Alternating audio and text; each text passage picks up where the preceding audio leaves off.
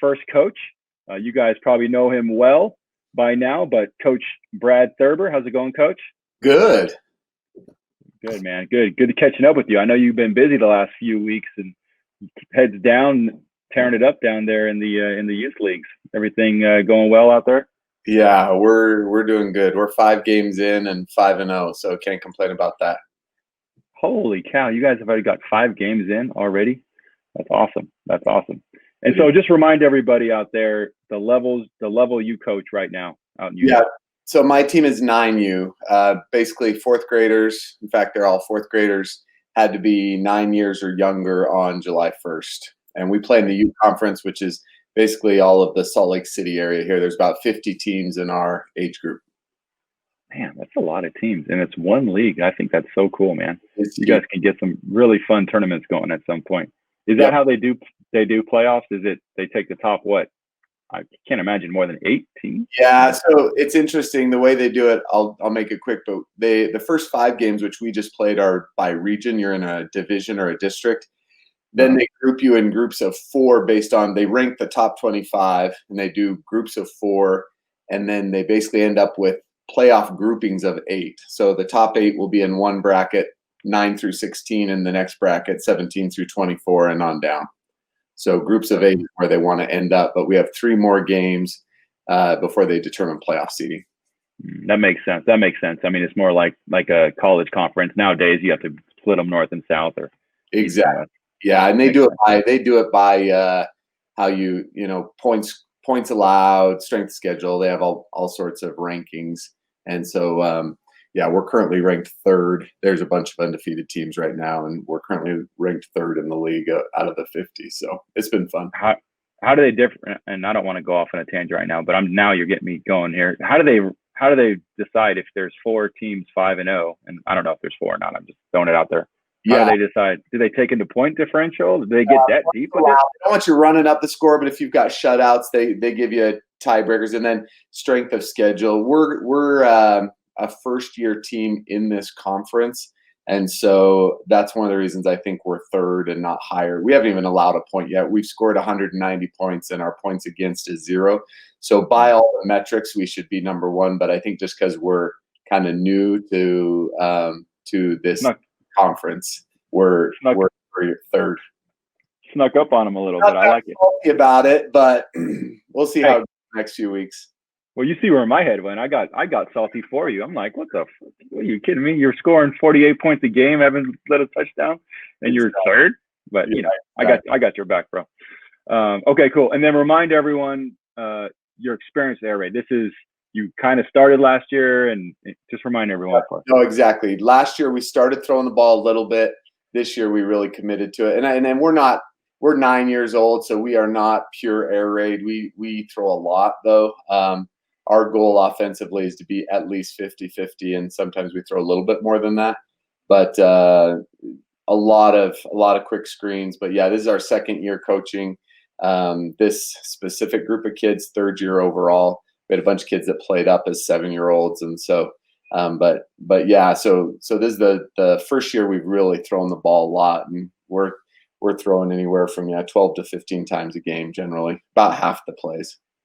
That's cool. That's great. I mean, that's still a lot for 9-year-olds, man. And yeah, we I just was talking to my other coaches, teams that we've played in 5 games. I think we've had, this is true story. I think we've had about, what did I write down?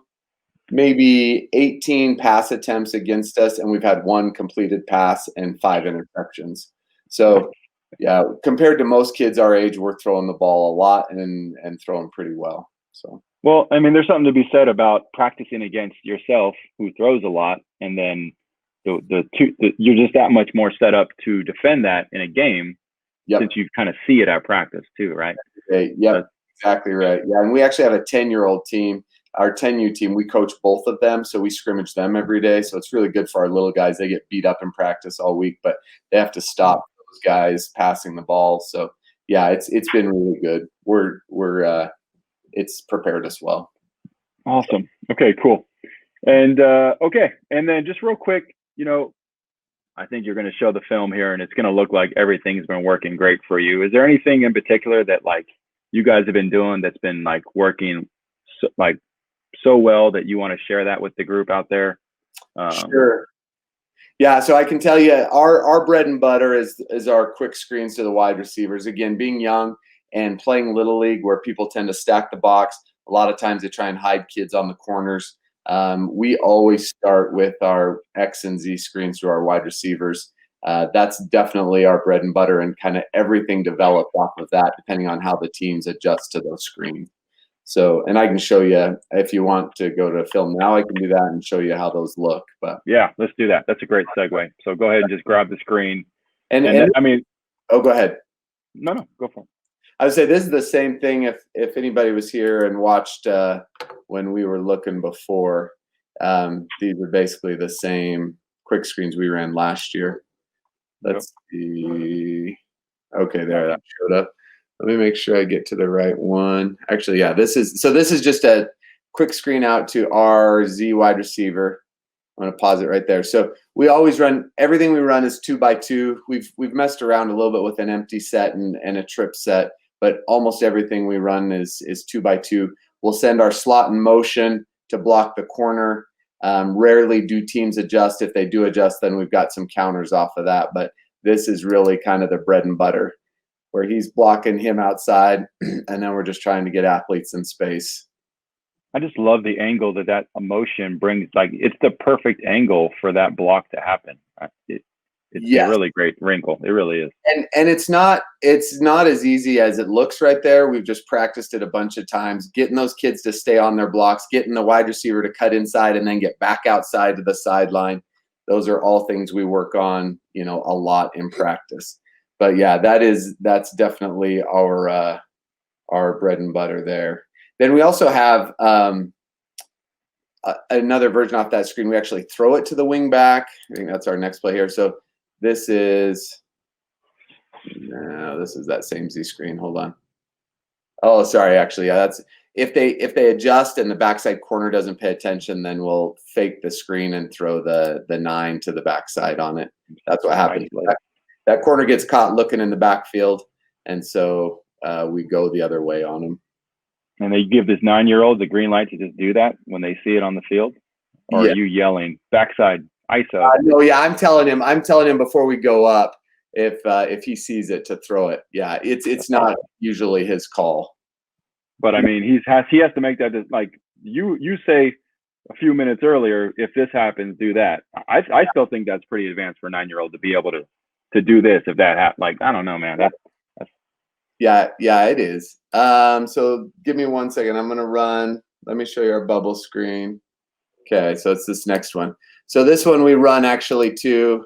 And again, I know from previous, if people have questions, I'm happy to go through this in more detail offline. But when we did this before, Matt, these quick screens generated a lot of interest, and so that's why I'm spending a little time here. This actually goes to our slot. So that if people are overplaying that Z, we can hit the slot. Same concept, except that it's more of a trap block. The Z is coming down on the end or backer, and then we're getting him in the alley, blocking the corner.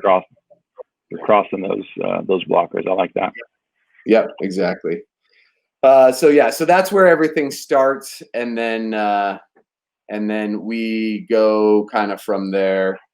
I'll show you. This is from our very first game.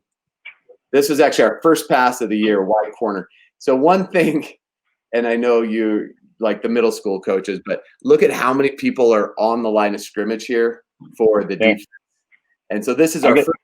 Go ahead. I get that look a lot too. So it's not just you guys. Yeah. And they just want to blitz. That's their only answer. And it's like, okay, cool. Yeah. Well, and I told you, I had this conversation with you after one of our games. Like, I really, the analogy I always use is we're playing chess when these run only teams are playing checkers. Because if they can't get outside at 9 years old, if you can't throw the ball, your only option is to try and sweep or run up the middle, and teams just load the box. So having the ability to pass to me is just crucial, even in young ages. So this is Y corner. First pass of the year, he overthrows it a little bit, but you can see single high safety, 8 guys basically on the line of scrimmage. So that's worked pretty well for us after we got the nerves out. No, but I love it, man. I love it. They see that snag sitting down. Yep. All that. It's all working. It's all working. It's a beautiful thing. And then let me show you mesh, because that's so I'll tell you, as far as things that we've struggled with, mesh has been a hard one, because we only have 6 guys blocking. Now these guys, we ran this in the second half. We've learned it's easier for us to kind of run the wide receiver screens and back people off a little bit in the first half. So look at this compared to that last team we played. By the time we get to quarter 3 and 4, they're backing people off, trying to play the pass. And so mesh, if we run it early, we have a hard time getting enough time to run it. And so we generally save that for the second half when teams have backed off a little bit. And so this was our first. That's a huge coaching point right there. I love that. Especially at the youth levels, because most youth coaches, their answer to our pass is put more guys in coverage, which I don't know for sure if that's smart or if they should be blitzing more, but this is what we've seen all year long. By the second half, they're dropping more and more guys back to try and stop the pass. And so it almost looks like they're trying to cover you guys man with those linebackers. Yeah, you never know. At youth, they just kind of chase it, I think, a little bit too. Yeah, and almost everyone does play man. Again, the huge advantage that we have, because our kids are young, nobody else really throws like us, and so none of these kids know how to really play pass coverage, and especially zone. It is really hard to get a 9-year-old to pass a guy off and stay in his zone. So we see man coverage 99% of the time. Even when they try to do zone, it's really hard for those young kids to come off of that and play a true zone. We haven't really seen it yet, at least not real well. Do you call like mesh right or mesh left? How does the quarterback call that? That was a good throw, by the way, because the guy was blitzing. Yeah. How's he looking at that? What's he looking at? Right or left, or do you determine that? No, I let the quarterback make that read. I do tell him to look. We run generally a post and a 9, and so I tell him pre-snap to read the post and 9, and if they're there, he can throw them. If they're not, then the mesh is always his second read, and he's picking the side. And the R is not in the route. The R is always blocking on that. Yep, R is always blocking for us. Again, we usually see 5. So he's for an extra defender that's usually coming. I got you. Yep. And the other thing that, and I don't have a clip of this, but one of the things I was most proud of when we started running mesh, my quarterback's getting better at feeling pressure and kind of shifting in the pocket. And so I've told him that, if you feel the pressure coming from the right and you need to shift to the left, look for that crossing route, the mesh guy that's going left. And he's actually gotten pretty good at that as well. So beautiful. Yeah, that's beautiful. Good. Anyway, so run through your stats again. I was trying to brag on you last week, but I don't think I did a great job on it. You sent me some ridiculous total, and it might have gone up after this weekend. So before Saturday, and we don't get our film till Monday, so I don't have Saturday's film, but before Saturday on the year for 4 games, we were 38 of 53 for 598 yards and 13 touchdowns with no interceptions. So so again, 4 games, we're throwing 12 to 14 times a game and completing about 70% of those, and a quarter of them are touchdowns. We had one game, and they were a bad team. It's actually this clip I just showed, and our quarterback was 11 for 12 with 7 touchdowns. So that skews it a little bit, but every game we've played, he's been at least 60% completion percentage, and we're yet to throw a pick, and we've given up 1 sack in 5 games. So love it. And the sack, that's the most impressive part, because, a lot of teams, their only answer is send the house until they can figure out something else to do. And I don't know. I've even had, last year, the 8th graders, the line, they had trouble with it. They had trouble with the pass pro too. So that's great, man. Yeah. There's one other, that's the last play I'll show you. We have, we run a little bit of tight under center, and we have that wide receiver running out and up. And again, a 9-year-old, there is no way. As soon as that wide receiver looks back to the quarterback on the out, it's like deeply ingrained in their DNA. They can't help but look back at the quarterback. So this play, we are like 5 for 5 with 5 touchdowns on the year. We run it once game, and it's a guaranteed touchdown every time we run it. You can see that poor corner look back, and then he's just gone. So by the time he throws it, the kid's still sitting there, and he's still looking at the quarterback and our wide receivers 15 yards downfield. So awesome. Well, you got Coach Knudsen chiming in. Great stuff, Coach. There you go. Are you going to be able to hang out for a little bit, Brad? Yeah, absolutely. Yeah, I'm here. I can be here at least another half hour or so. Okay, cool. So hang out. I'm sure there's going to be questions coming in. I got a question. Quarterbacks obviously is great, but on these clips, your receivers catch really great, and they catch with your hand. So what do you guys do to catch every day? Because that takes a lot of work. That's as good as the quarterback is. That's what I really have taken from your videos is the wide receivers. They're all catching with their hands, and they've been taught some stuff. So that's not a given at 9 years old, is it? No, we work on that a bunch, but that might be the most impressive thing. Of course, quarterback's really good. He puts it in there where they can catch it, but still, what kind of stuff do you do?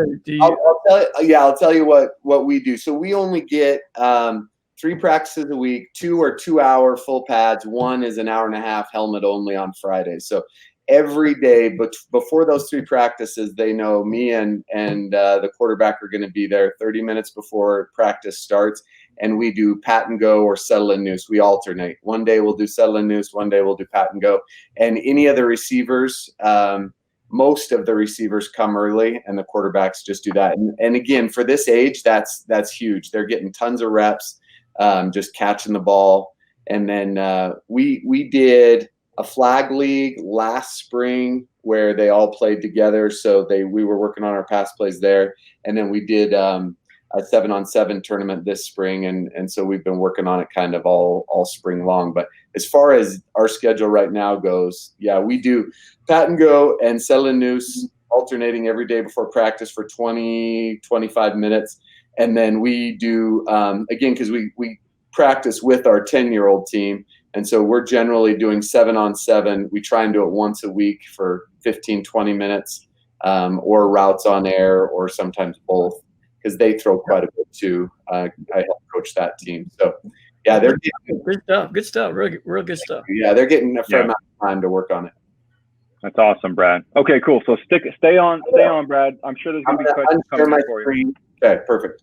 All right, cool.